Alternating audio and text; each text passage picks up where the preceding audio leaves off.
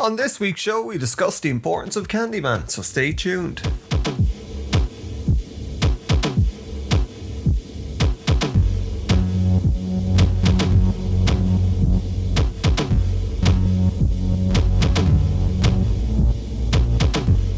Welcome to Good Things, the podcast where we try and put out a bit of positivity into the world and just talk about stuff that's good.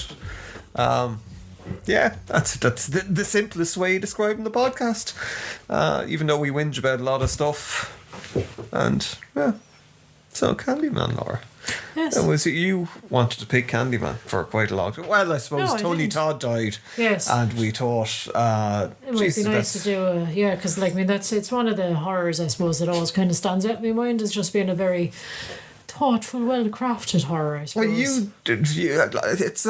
Well, I'm not surprised that you like it, because I think we might have talked about before you did a thesis on urban legends and as in the movie. Yeah, not quite. It would have popped up as part of my final thesis for my degree, alright. I kind of looked at a couple of different urban legends and films and filmography and stuff like that, and Candyman, I think, featured a little bit because I did think it was quite cool at the time. And I suppose it's very meta then as well, because part of it is about a woman in the actual film going off investigating an urban legend and becoming one herself. Who surprisingly is the way she's going around and talking to lecturers and being like doctors and things. You think, she's doing her PhD, and it's like, no, she's doing just going for her degree. Yes. But yet somehow she this confers upon her the ability to just go anywhere and demand anyone speak to her. Like as if any university student nowadays would be able to just walk into the projects and go, hello, I'm doing sort of research, and will you talk to me? I'm a student. Fuck off. Yes, it's like, I'm a student. You must obey me and you must give me time. But one of the things actually just kind of off topic, but not really off topic, when we were looking at the thing, I couldn't get over, there were certain shots and you're looking at Virginia Madsen and you go, my God, you're the spit of your brother. There was a few bits that there was like, things just reminded me of Reservoir Dogs. Was it? I don't know, it's just like, you look and you kind of go, you're related, At least I always presumed he was her brother. I presume so. There's very few Madsen. You're just like, I'm not related to him at all. But Candyman. Yes. For anyone unfamiliar with it, film shot in 1992 based on a short story by Clive Barker called... Based on the novel... What the fuck was the thing? It was in the Books of Blood, The Forbidden. It was directed by Bernard Rose, who's famous for directing films by Bernard Rose. Now I've read all the Books of Blood, and I always kind of go, I just don't remember. Every time I look at Candyman, I just go, I don't like. There's loads of ones that I do remember, like the Attering and Jack, even the fucking Midnight Meat Train. Yeah. Long before like the Vinnie Jones movie or anything like that. Which also had what's his face from The Hangover, Bradley Cooper. I was thinking it couldn't have been Ed Helms. But I just never remember The Forbidden at all. No, and it's like I can't say how close it is to the actual thing, but that's irrelevant. Is it not? Well, it should be very relevant. And I only brought it up to show how relevant it really was. But that's what the whole thing with Candyman, it's based on this urban legend of this guy Daniel Roboto, who was killed for having an interracial relationship with a wealthy white woman, even though he was from a wealthy thing. I suppose Black family himself, they say it really well. I think they say it. It's a fella. I love the way you're just like, they say it really well, unlike me. No, there's a character who we talk about in the remake, or well, not remake, it's kind of a sequel, I suppose, who says that they like what we make, but they don't like us. Yeah. And it was kind of like he was a painter, and even though he was like from high society himself, it didn't matter because he was like black and he slept with a white woman. Yes, he wasn't part of the high society. High society probably liked, as I said, what he did and accepted what he did as his artwork, but he would never have been accepted as one of their own. But because he got this woman pregnant, the white people in the area, that they fucking tortured him. Yeah, they bet him to half death thing. They covered him in honey and he got stung to death by bees and they set him on fire and they cut his hand off. So then it's And that might sound horrific, but like it's probably not too. Oh yeah, far loads of fun. happened. What do you mean? It might sound horrific. That made it might sound horrific, but it's actually quite pleasant. No, I mean, as in, like, it might sound like, straight out of a horror Oh, film. there was worse shit that happened. There is I think we might have talked about it before. There is a really good documentary. It used to be on. I think it might still be on Netflix. I think it was about the fucking 51st Amendment, 52nd Amendment. It was the whole thing. Oh shit! Like, look, I'm sorry, my memory is fucking devastated, but it was about the whole thing that how after like slavery was abolished over America, it wasn't really abolished. Oh, of course so there's not. this whole thing where kind of like, I mean, there was like black people were getting locked up for just hanging around because they had this whole thing saying that if you were incarcerated, you could still be a slave, which is still a big part of the prison system over in America, where people work for nothing in prisons. Yeah, So like for they're basically pennies, used as slaves. basically, Yeah. I suppose they get pennies just so they can say, oh, well, technically they're getting paid for it. Yeah. But there was stuff in that about, because like it's like really we should, I suppose, get it, but it's the like African American history isn't really taught in Ireland. It's because it's the same as any country, you're kind of taught your own history in it's school. kind of more focused on Ireland than Europe. So you kind of piece things together or getting books over the years. But in that documentary, they have stuff about like some of the things that were done to people over the years, and like, I mean, it's still going on today. Like, you know, like, I mean, how many fucking times do you hear about during the year about like some poor guy who was on his way home, or some woman or something, you know, and they get like, you know, shot to death by the police, which is kind of the whole thing or part of the thing in the reboot of Candyman. Or we call it Candyman 21 instead of reboot or remake.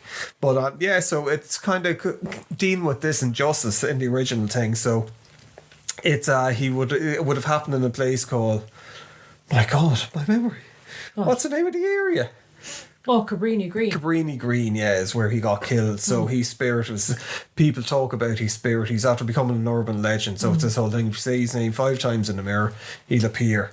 Yeah. And kill you. And eviscerate but people you, still do it. Yeah, because exactly. people don't really believe it until they do it. Yeah, it's like the whole Bloody Mary thing, looking in a mirror. Yes. But yeah, obviously, like Cabrini Green would have been a green, I suppose, back there, but it was projects basically. Essentially, it's low cost social housing that was predominantly aimed towards sort of the black community, I suppose, really. So essentially, a kind of a creative ghetto, really, I suppose, where people were just like. Well, that's the project. So, like, I mean, there was similar in Ireland in a lot of places, and they just, as they do, they fail. Yeah, that's it. I mean, it's, you know, sort of all well and good doing sort of like council kind of or social housing or whatever, but like you have to actually give, like, the people themselves are busy being working class people and trying to make a living for themselves. You have to give facilities in the place, like schools and fucking kind of like, you know, medical practices and stuff. Yeah. There was like a fairly famous place up, but basically just turned into it was awful. Like, people were, there's no heating. Where are you talking about? Was it Ballybriggan or fucking Ballymun? Yeah. Jesus, your memory. Ballybriggan. Yeah. That's it. If anyone doesn't know, it's basically sort of essentially the same in Ireland, in Dublin, Ballymun. There are notorious the Ballymun flats. So is Ireland doesn't much go in for high-rise towers, blocks of sort of flats or anything like that. We don't have the fucking population for That's it. It's generally our housing is generally 1 or 2 stories high for the most part, and then the Ballymun towers are like fucking 25 stories or something bananas like that.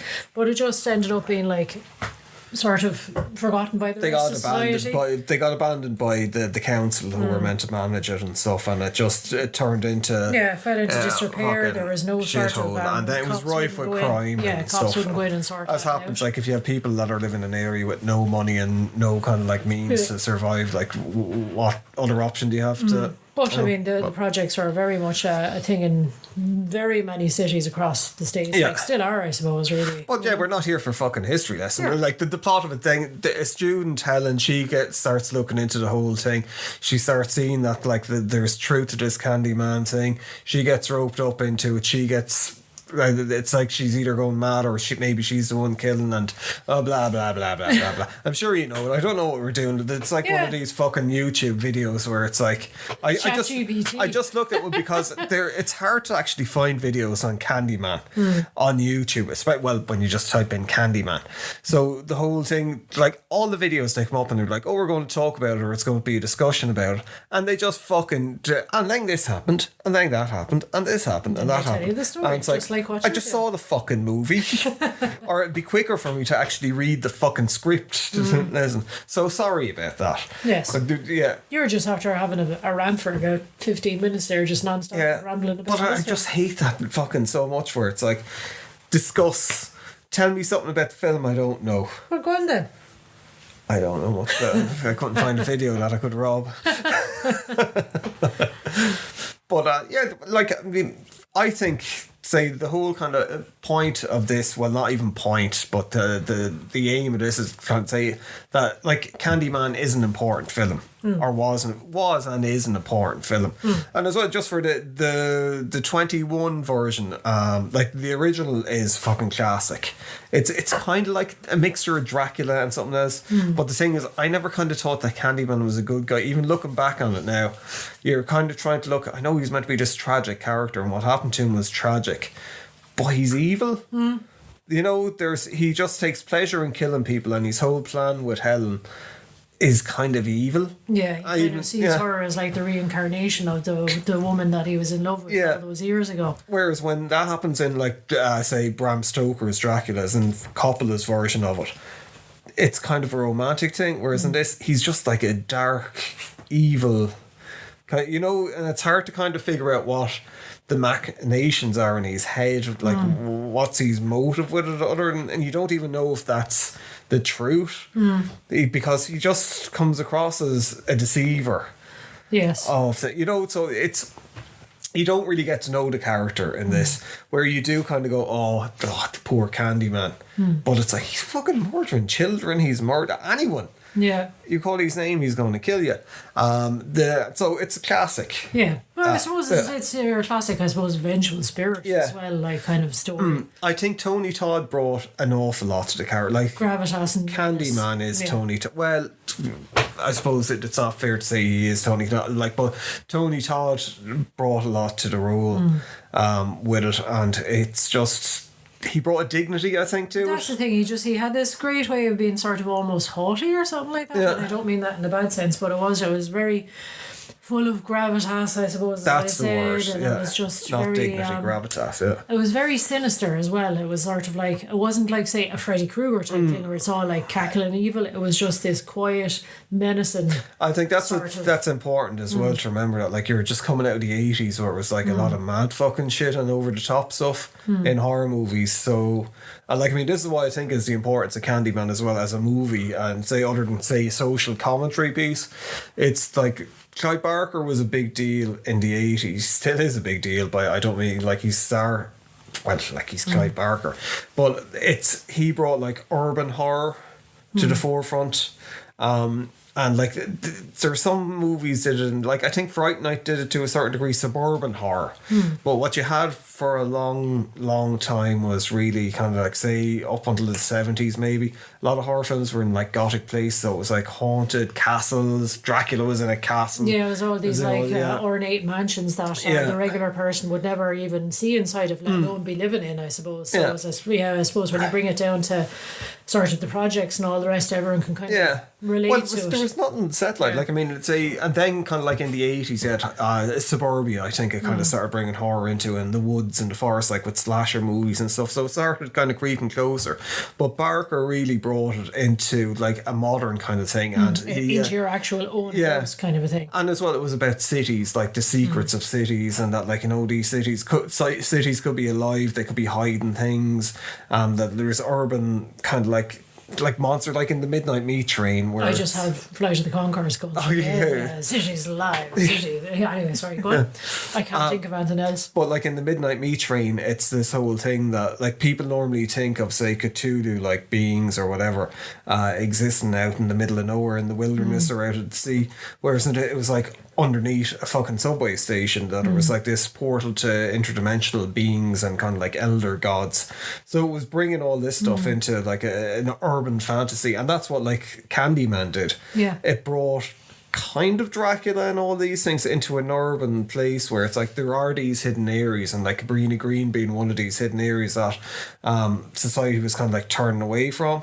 And it was like the people were left there to fend for themselves, and it was just like a legend about like there's these monsters here, and these are very real. Magic is real. And that's like Clive Barker did an awful lot with it. Even Hellraiser, it was like say the movie, not so much a book, but like the movie was like a haunted house with fucking a lot more going on with it. You know. Yeah. Not your typical haunted house that you think of, But I think that's like how important Candyman was. And as well, I think nearly like Blackula at the time, that it brought this classy character, like villain, to the forefront that was like, you know, an African American. And like, you know, whereas like in Blackula, if people haven't seen it, like Blackula was like, I think he was a prince or something, you know, whereas like it wasn't an exploitation film, or it's not an exploitation film, even though a lot of people who haven't seen Blackula probably think that it is. And it's the same with, I think, Candyman, whereas Candyman was very serious, and like a lot of it is down to Tony Todd, I think. Like he's such a good actor. He just has this kind of it's very charismatic, I suppose. It's the only way I could describe it. Like it is this weird medicine, but somehow he seems to be very alluring to people. People are drawn to him and they want to say the name. And he's seductive. Like that was the thing at the time. A lot of people were saying, no, he's seductive, and that's what happens to your woman in it, like fucking whatchamacallit, Virginia Madison's character. She gets reeled Helen, in. She gets reeled in, and against her will, like, you know. But it's like nearly a supernatural seduction as well, similar to Dracula with the eyes. Yes. And things. Yeah. But like, I mean, even with, it's like there's not even a thing with Candyman that it's like he's getting revenge on people. I suppose it's just he's kind of lashing out, I suppose, at everyone. Because nobody saved him back in the day. I suppose it was like the sort of the black people didn't come to his aid, white people killed him. You know, sort of the woman he loved, basically about. But it's nearly like it's a selfish thing with him that he just wants to exist, and that's his whole thing, where it's about carrying his legend on, and he gets more powerful. From it. And like what I really like about with the new one is that it's this whole thing with different Candymen over the years, where it's like the notion of a Candyman, someone who suffered injustice, and kind of like, you know, as well, I think one of the characters in it, he says like the whole thing, it's like the fucking shit stain from all the evil and the tragedy over the years, sometimes it just, you can't wash it away, and it just keeps coming back and happening in these areas. So like in the newer one, it's about like you had Daniel Roboto was the original Candyman, but there was other Candymen through the years, people who were killed in tragic circumstances, and the main one that they follow was a guy in the 70s who was like the Candyman who used to give out candy to kids, literally the Candyman, and he got blamed for putting razor blades in candy, which he didn't do, and he got beaten to death by like fucking loads of cops. And again, it's this whole thing of like sort of somebody is misunderstood. They try to do something nice. They're giving candy to kids. They end up being like homeless, living in the walls of the project, kind of a thing, you know. And then people just decide, well, okay, he can be sort of the big bad. He can be sort of the spook that we hang everything on, and sort of to frighten children, and we'll force all of our fears onto him, kind of a thing. As in, like, right, okay, if we kill this man, well, then we're after doing the right thing. And it's like, you just killed a poor homeless man who was just trying to be nice to kids. And it turned out then that there was other people who were sticking the old razor blades into the candy as well. But it's like with the newer one as well, it looks like it's nearly, these things are nearly instigated by the original Candyman. It just keeps kind of happening and name going, because like people from the first one, at the end of it, the people in Cabrini Green were like, we're never going to mention his name again, and because they never mentioned his name again, he was gone for fucking 20 or 30 years. Urban legend died off, then kind of like, you know, when the artist in the new one starts looking into it, he kind of brings it up, and that's why you don't see him for a long time. He's just like, he can only be seen in a mirror. It's just that. But as well, it's so like I don't want to get into like too. Well, I suppose you can't, but like I mean that it turns out that like the artist guy in the second one, the main character, that he was the kid who was in the bonfire in the first one, who was like made Candyman's son and Helen's son by the ritual. So he's like an artist like Candyman, and he's also into photography and research like Helen. And that's, I think, art seems to be a very big theme in all sort of aspects of Candyman. Because I mean, like a big part of it again in the first one is all the graffiti and all the paintings on the walls. That really sold the film. I don't think people, unless you're around at the time, it was the way the trailer was on a video, because like Candyman is a bit of a fucking hard sell when you're trying to kind of like when Friday the 13th and slasher fix and all that are the big stuff, thing where it's like, you know, it's a fucking, and as well I think kind of sci-fi was coming back at that stage in the 90s. So like this very thoughtful, quite movie, you know, they kind of sold it as a slasher in the trailers, but a lot of it was the cityscape that they did, so like the graffiti in it, which was amazing. That's the, I think that was the whole thing as well. It sort of it kind of brings you back around to, it's like this fucking shared memory kind of a thing, and the way people, they always end up like, I mean, you go right back to fucking day one and you've got like cave drawings and stuff like that. People always seek to kind of express sort of the things they're afraid of, or they seek to get things out, I suppose, visually as to what's in their head, the nightmares. Was a Candyman doing it? Because like he's actually a physical being in it as well. Like he gets killed in it by Helen, who stakes him in the fucking heart. So, you know, there's a lot of Dracula comparisons in it. But would it be a bit of a sort of... And he was living in the church. Yeah. Like, he was actually living in the church. He kidnapped the baby and he was looking after the baby. Is it kind of like, I suppose, is it harken back to the whole kind of tulpa kind of thing there as well, whereas if you believe something, it makes it real, you know? I think that's part of it as well. But remember, there was another Candyman in the first one as well, who was a drug dealer. Called the Candyman, and he was terrorizing. He was killing children. Yeah, he was the kind of the big bad of Cabrini Green that all the parents used to tell their kids to stay away from, because he was like, I mean, it's your typical sort of gang kind of ruling a local neighbourhood and terrorising it. He was known as the Candyman, but he was no match for the actual Candyman. No, they didn't get killed by Candyman. It's the weird thing, like I was saying with Candyman, is that he only kills people when he's summoned.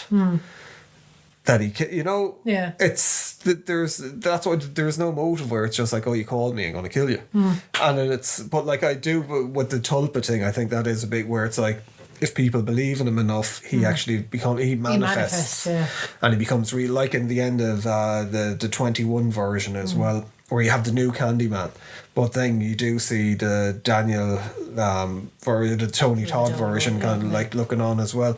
So it's, I don't know, it's a hard, this is the great thing about the series. Yeah, there's so many different levels that you can kind of dive into. You can take it very much on face value, or you can go into like, oh, well, what did this scene mean, and what do they mean when they talked about that? And that's, as I said, I think it's an art house film without being an art house film, I suppose, because it's both films deal with sort of art in general. It's the expression. It's sort of, in the second one, the new one, the 21 version or whatever, it's directly dealing with an artist and the artwork. And what happens with the gentrification, the way, like, I mean, it is a thing that happens about, like, say, well, kind of say there's stages to gentrification, and normally like say you have an area that's impoverished and the rent is low, or maybe there's no rent on it at all, and then artists and all these people move into it because the rent is cheap. They turn it into a cool place, or other people want to be, then all of a sudden the fucking kind of like, you know, the middle class and richer people come in, they start opening up galleries and coffee shops and all this, and then all of a sudden fucking the area gets bought up and turned into fancy flats and all this shit. And that's kind of what this is about. The new one is about, and police brutality as well. Yeah, but I mean, even directly at the start, you know, sort of you're on is kind of going, oh yeah, this was it was originally built as the projects, but then they decided, oh well, there's nice views and it's a nice area, so fuck it, we'll kind of stick a different kind of exterior on it and jazz it up a bit, and we'll sell it to yuppies, or we'll sell it to like that's rich what people. happens, like. It happens in every country. It's not just like America. But one of the things as well was, it was just occurred to me there when we were talking about with the first one, say with some of the graffiti reminds me of Basquiat stuff, but as well, looking at a documentary about him fucking ages ago, and I got a couple of books on him, and there's one of the famous interviews that he does where he's like, like it was hard because he was not the first kind of like African American to make it big, but like to a certain extent, he was in the modern art world, and it was like he kind of talked about how he never felt accepted, that it was no matter what he could do. He was that never it was just always, an artist, he was a black artist. Yeah, and it was always a race thing. Like he was staying in an art dealer's or a gallery owner's. He wasn't even staying there. He was just fucking like using her. No, he was using the basement as his studio space. Yeah. So the way the story was, it was like that she was like nearly keeping him against his will, or he was shacked up in a fucking kind of, to make it kind of dingy and all this, you know. And he was like, if it was a white artist, it'd be just called an artist in residence, you know. So there was always these kind of difference, and so no matter what he did, they were just always like, you know, and like his art was always viewed through the lens of him being a black artist. It was never just viewed through the lens of here is art. Yeah. You know, and I think a lot of that. Well, it was the way that people talked about him, not just that he was a black, because like quite obviously he was a black, but it was just that there was always a spin on it, so it would never be like the same way if they were talking about a white artist in the art world. So it was just this thing that he would never be accepted, and he never really was accepted by these people, even though they made money off him and they exploited the shit out of him, which happened to like African American musicians over the years, like a lot. Yeah, like we like your culture, but we don't like you and your culture. It's just your culture we like, kind of. Or Robin kind of thing. So I think that nearly, because to me, looking at some of the stuff reminded me of Basquiat stuff. In the first one, like in the first one, that's, and I think it's very much again, it's the outsider art, isn't it? It's all this kind of thing where like there's all this fantastic graffiti all over the walls, and because it's on the walls in a poor area, it's graffiti, it's not art. You know, this whole kind of distinction as well. Whereas if somebody was after doing that for an art gallery, it'd be selling for thousands possibly, and people would be looking at the meaning of it. But because there was this sort of almost folk art, I suppose, really. But like even the way that it's used, like, you know, like there's that shot when Helen is going in exploring around Cabrini Green at first, and she goes through the mirror, the hole in the mouth, where she's stepping through it. So it's nearly like she entering into his world as such. He's swallowing her up whole, kind of a thing. But that's what I mean. The whole thing, both films, I think, are very deeply about, I suppose, art in general. Like, you know, the power of art, the power of like what's the word I'm looking for as well? Creation. Possibly as well, yeah. Because he's looking to recreate himself every time. Yeah, you know? well, like I mean, with the 21 version, which was directed by, I think, Nina DaCosta. I'm just going to have a quick look because I think it's Nina DaCosta. Or Nia DaCosta, sorry. Yeah. And like the screenplay was by Jordan Peele and a few other people. It's like they'd handled that so well. It looked when it was coming out that it was going to be a reboot of it, but it's not. It's a sequel to, like we were talking about. But it's, I think there's part of me, it might be just because I've seen the original Candyman a lot over the years, but I nearly prefer the newer version now. I think other than I think the ending, they nearly, I don't know if they wanted to do, or if they were kind of told, look, you have to hammer it home a bit more instead of just nearly fucking explain it to the audience, you know? Where when your man becomes Candyman, he's kind of nearly like a superhero for kind of where he's like taking revenge on the police. Yeah. That killed him, where it's like, I don't have a problem with that. It was just like, it seemed very rushed, you know, where like it was the majority of the film is, I think it's well paced, but like it's slow.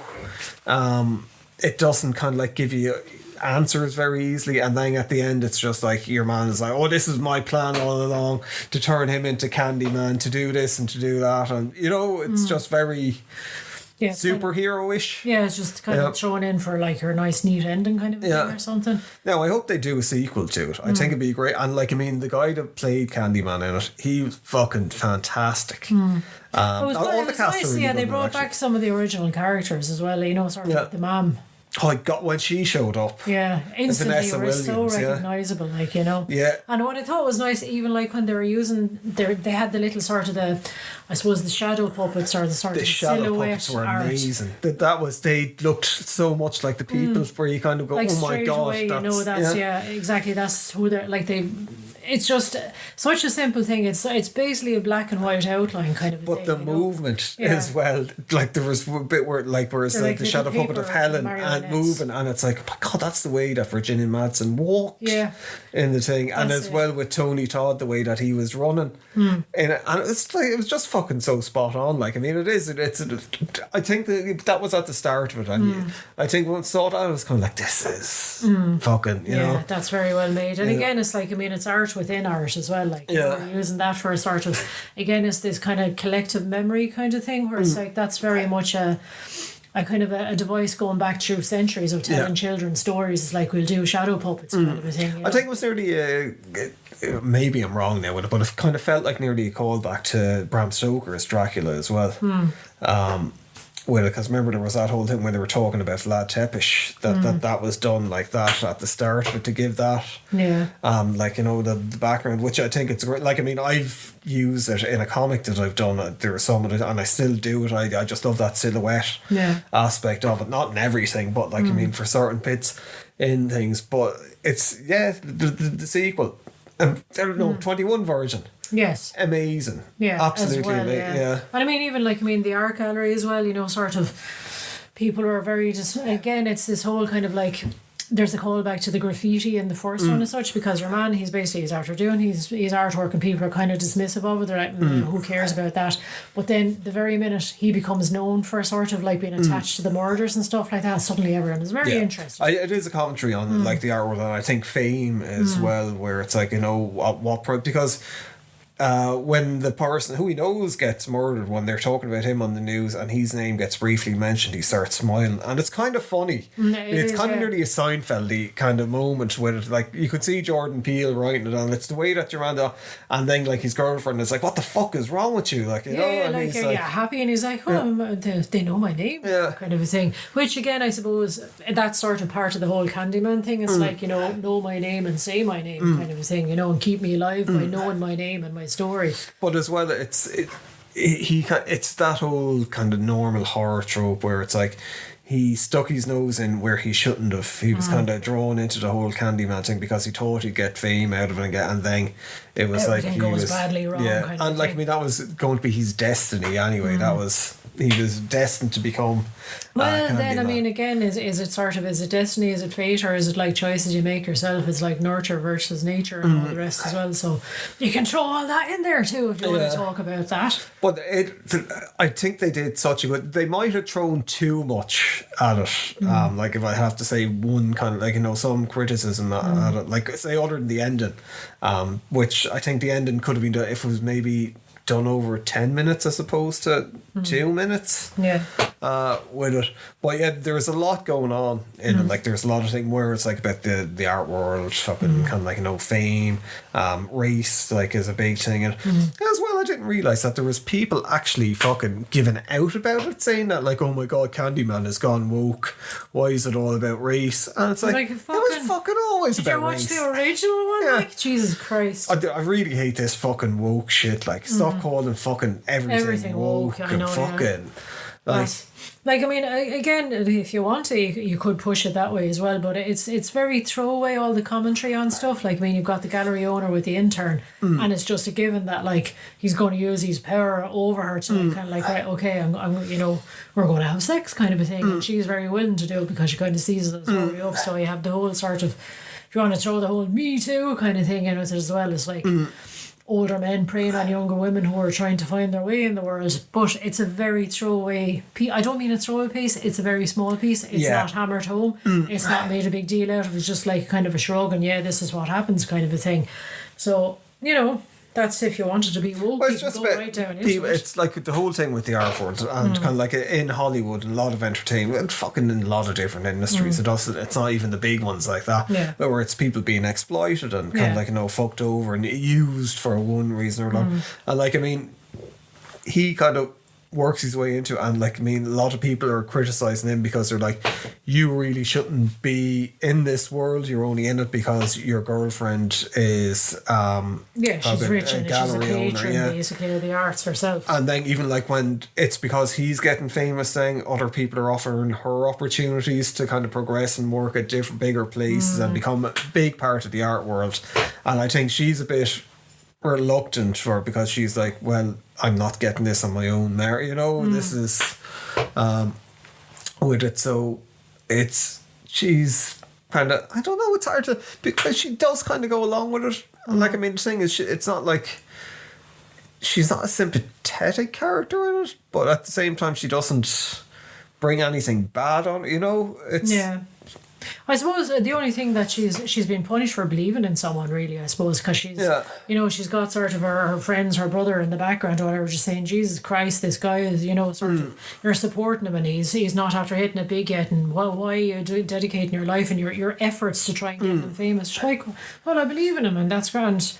She's almost sort of like punished then for sort of trying to achieve something beyond sort of his status, shall we say, because everyone looked down their nose on that's the thing, you get to know the characters, but you don't really get to know the characters because, like, even with the guy who turns into Candyman, he comes across a bit of a piece of shit at times in it.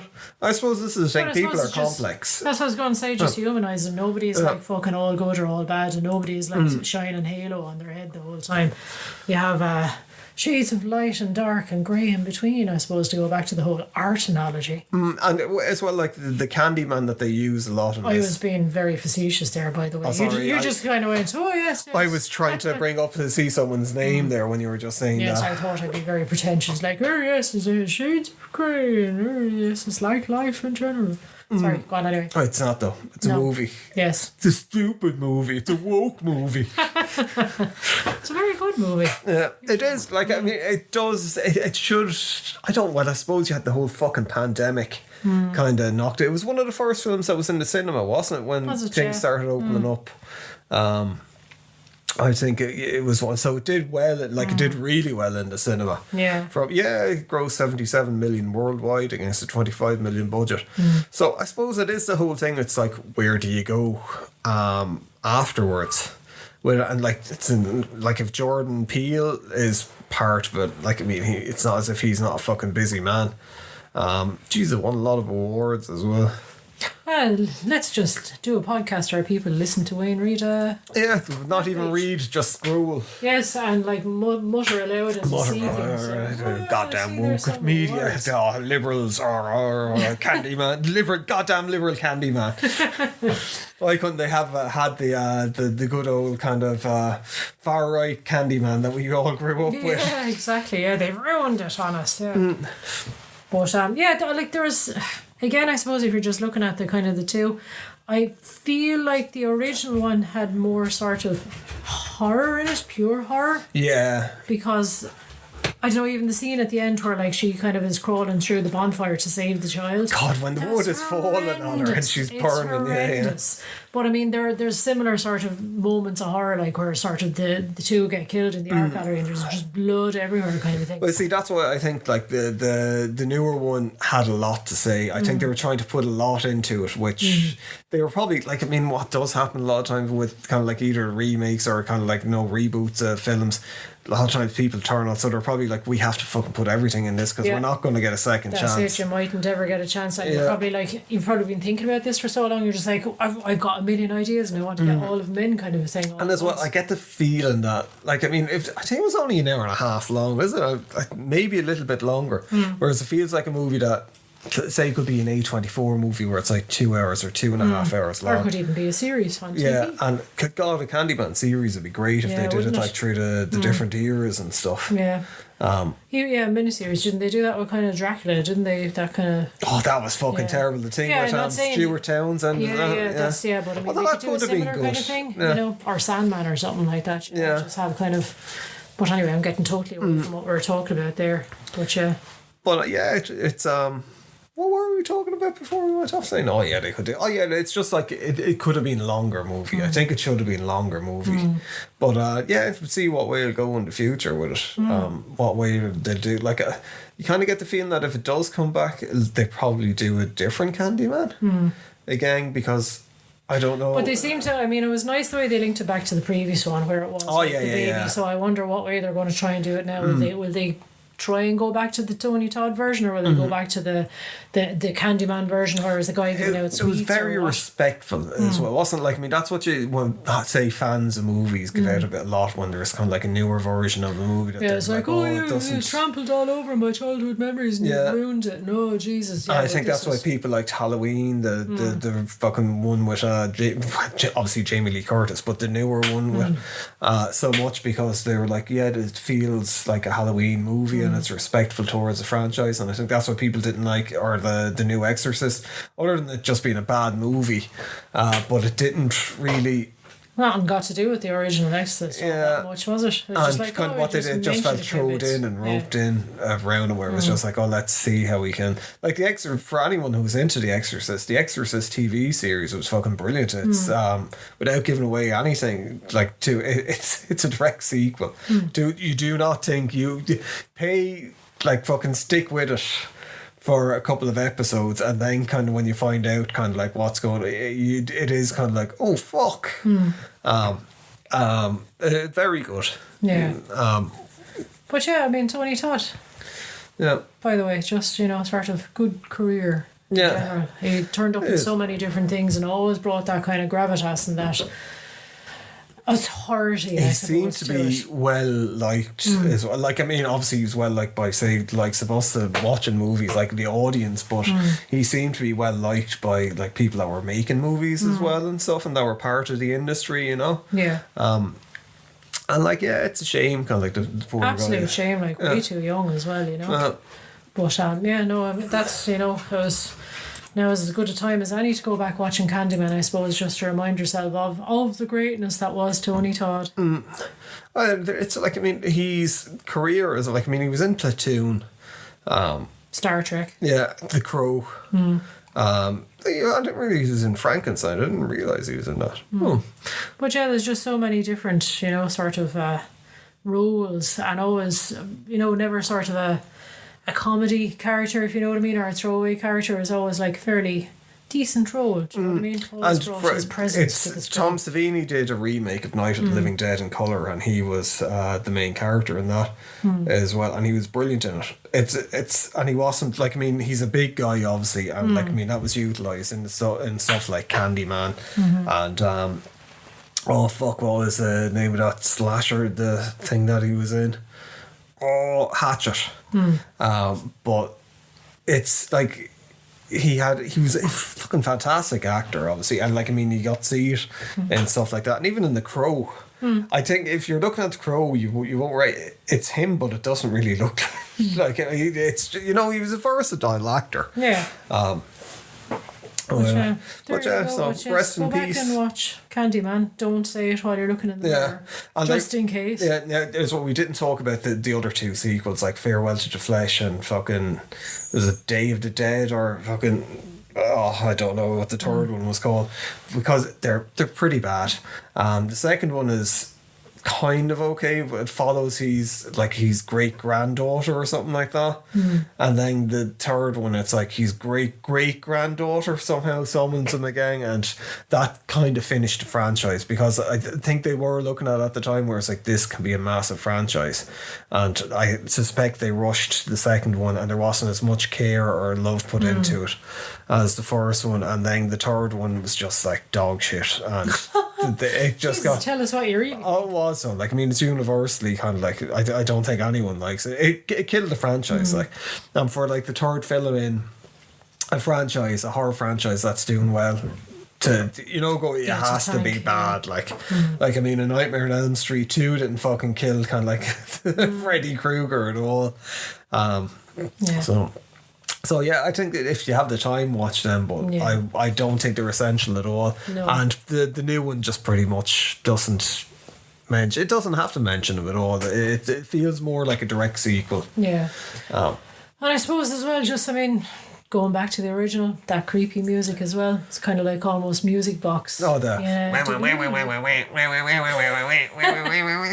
Candyman. Yes, that very sinister music indeed.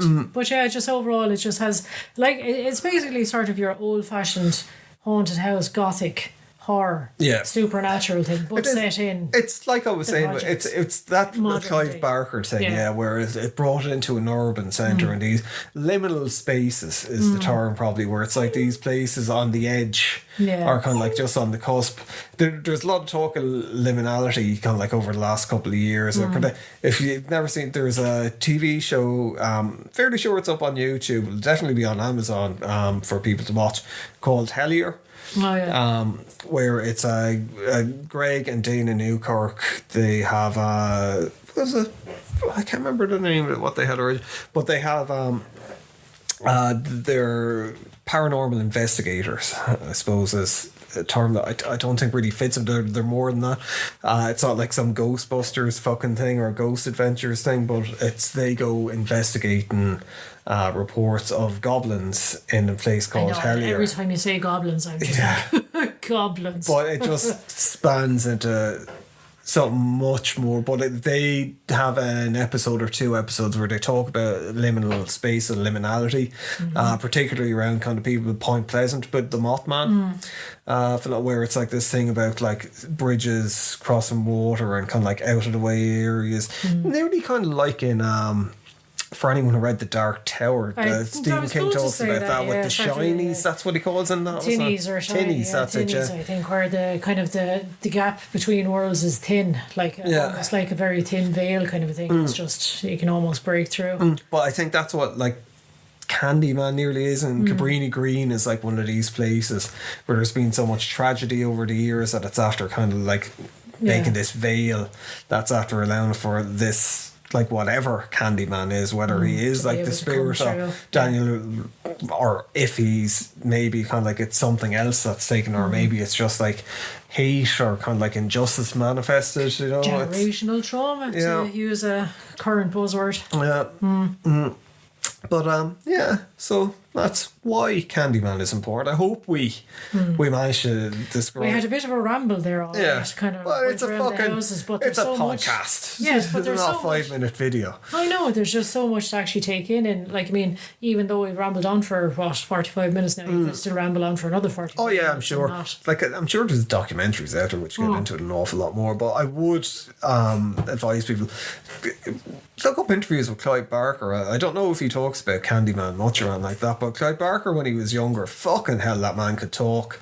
There was a thing, Horror Cafe, where it was him, John Carpenter. Was that Masters of a Horror? No, Masters. It was Horror Cafe, where it's a one-off show that BBC Two did, where it got these people around a table. Oh God, what was the other people? But it had all these kind of like greats of horror talking around, and they just talk about horror, and then they decide to write a movie where it's like one person will give one line and then you go on to the next person. But Clive Barker is fucking dominating it. Oh, of course, and poor old John Carpenter looks really annoyed. This young upstart, how dare he? With Roger Corman was one of the other people at it as well, and Roger Corman is like fucking Roger Corman, another great that said. Roger Corman gave so much to the cinema world that it's like it fucking basically kickstarted the careers of, I'd say, most of Hollywood, and never really got the recognition for it at all. Like, but look, if you enjoyed the show, please subscribe. Tell people about it. That's one of the things you can do. Just tell people 5 times in a mirror. Exactly. Call our names out. Yeah. And bring us and our evil spirit back to life. Well, I'm not evil. Oh, no. I'm not dead. Yes. At least I hope I'm not. I did die a while ago. Yes. Maybe I still am dead. Maybe we're broadcasting to you from the other side. What a bizarre fucking afterlife. But look, thanks for listening, and we'll be back next week with our book club where we'll be talking about Crab Attack. And now for something completely different. Yes, so if you want to Crab Attack, it's actually very, very good. But we'll talk about it next week. So until then, Crab Attack.